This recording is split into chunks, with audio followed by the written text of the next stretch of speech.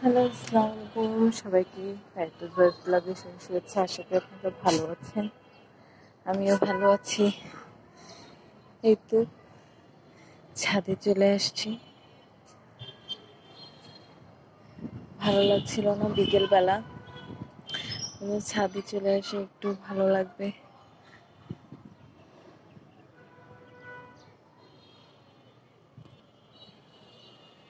আর নিজের গাছগুলোকে একটু দেখতে আসছি, গাছগুলোকে পানি দিই। এই যে দেখতে পাচ্ছেন কি গাছ সেটা জানি না, তো গাছ লাগিয়ে দিয়েছে। আম গাছ আছে আর একটা আতা ফল গাছ আছে। তো যারা গাছ চিনে ভালো তারা বুঝতে পারবে, শুধু আমি আম গাছটাই চিনি বেশ ভালো। ও আম গাছটাই জানি। আর এখানে আমার মিষ্টি আলু গাছ আর মেহেদি গাছ দেখতে পাচ্ছেন কি বড় হয়েছে, একেবারে এত বড় হয়ে গেছে। তো আমার দেখবে কি সুন্দর ফুল ধরেছে সব গাছে।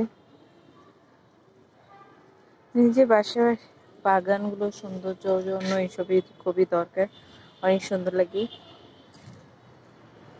এখানে একটা আনার হয়েছে, দেখতে পাচ্ছেন খুব সুন্দর, মানে ফুল ধরে বাট হয় না, কিন্তু একটা হয়ে যায়, একটা দুটো হয়ে যায় সেরকমই টাইপের। আর এখানে যে এটাও মেহেদি গাছ, তুলসী পাতা গাছ, ছোটখাটো কিছু তৈরি করে নেই। এই যে তুলসী পাতা গাছ, এটা হলো আপনার সফেদা গাছ, এরকম টাইপেরই। আর আমার পয়সার গাছ হচ্ছে, তো মাশাআল্লাহ এতটুকু হয়েছে, লাগিয়েছিলাম।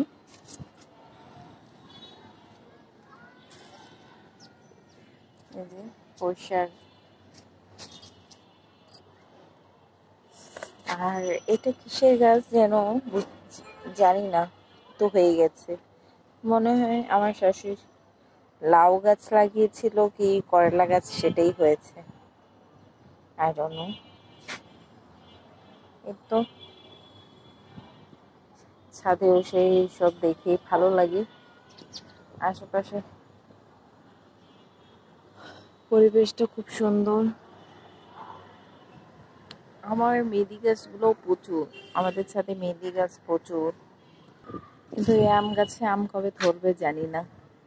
আর আমি যেহেতু বিচি, মানে যে বিচিগুলো হয় সেটা লাগিয়েছিলাম, অনেকগুলো বিচি সব একত্র করে, তারপর এখানে আমার হাজবেন্ড দিয়ে দিয়েছিল, বললো যে ন্যাচারালি হবে। কবে হবে আল্লাহ জানে, হয়তো আমি নাও খেতে পারলে আমার ছেলে মেয়ে হয়তো খাবে। তো সেই আশাই ছেড়ে দিলাম,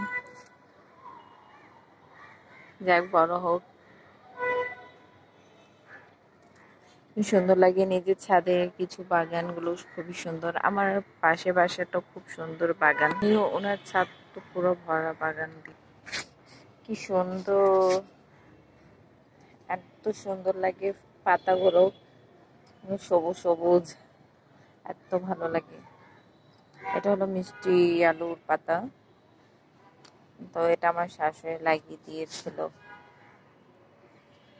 এখন অনেকগুলো হয়েছে, পাতাটা পুরো ছড়িয়ে ছিটিয়ে আসছে। দেখি হয় কি হয় না সেটা তো আমি বলতে পারছি না। তো চারপাশে পরিবেশটা খুবই সুন্দর, খুবই শান্ত, ভালো প্রাকৃতিক বাতাস, এত ভালো লাগে কি বলার বাইরে। সবাই আমাদের হয়তো বাসায় প্রকৃতির বাতাসটাই খুবই দরকার নিজেদের জীবনের জন্য, অনেকটা রোগ মুক্ত হওয়া যায়। আশেপাশে মানুষগুলো এই বাতাসে দরকার, খুবই দরকার। আমরা ঘরে এসি ফ্যানের বাতাস নিয়ে যে পড়ে থাকি, আমার হিসেবে সেটা ভালো না, প্রাকৃতিক বাতাসটা খুবই দরকার। আল্লাহ হাফেজ, সবাই ভালো থাকবেন, সুস্থ থাকবেন, আমাদের জন্য দোয়া করবেন।